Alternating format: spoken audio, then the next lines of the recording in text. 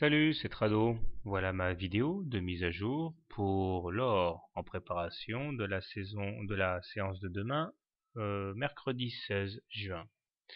La séance d'aujourd'hui est très encourageante pour la suite, puisqu'alors même que nous avions un MACD en dessous de son signal, au même titre que le stochastique, eh bien, on a réussi néanmoins à rebondir sur la moyenne mobile à 20 séances. Et il est vrai que peut-être que la séance d'hier était annonciatrice de ce qui s'est passé aujourd'hui.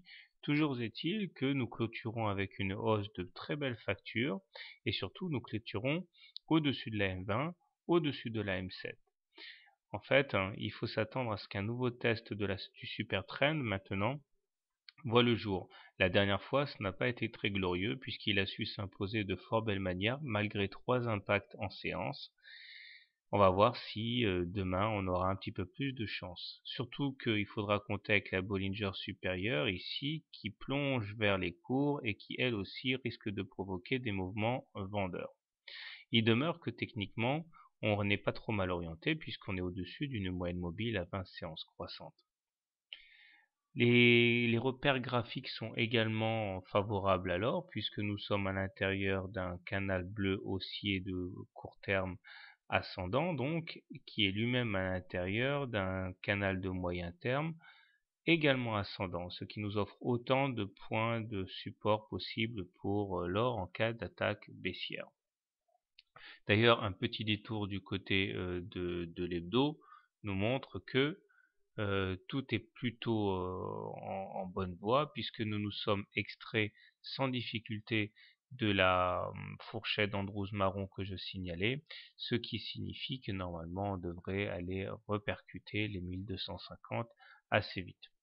Alors, comment trader le CAC demain lors demain. Alors si vous êtes haussier, je pense que, eh bien, autant utiliser les recettes qui ont fonctionné aujourd'hui pour ceux qui ont opté pour cette solution.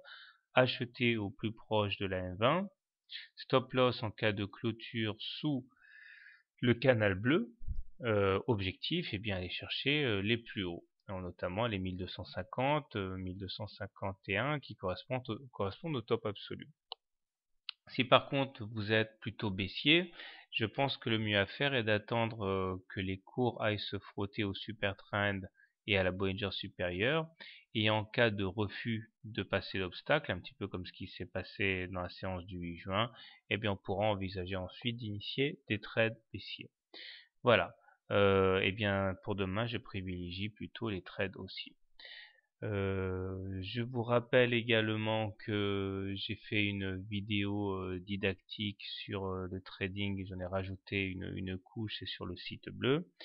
Et enfin, si quelqu'un voulait bien poster cette vidéo sur le forum Gold de Bourseau, ce serait sympa. Juste question de me rappeler au bon souvenir de certains. Allez, bonne soirée, bon trade et à demain.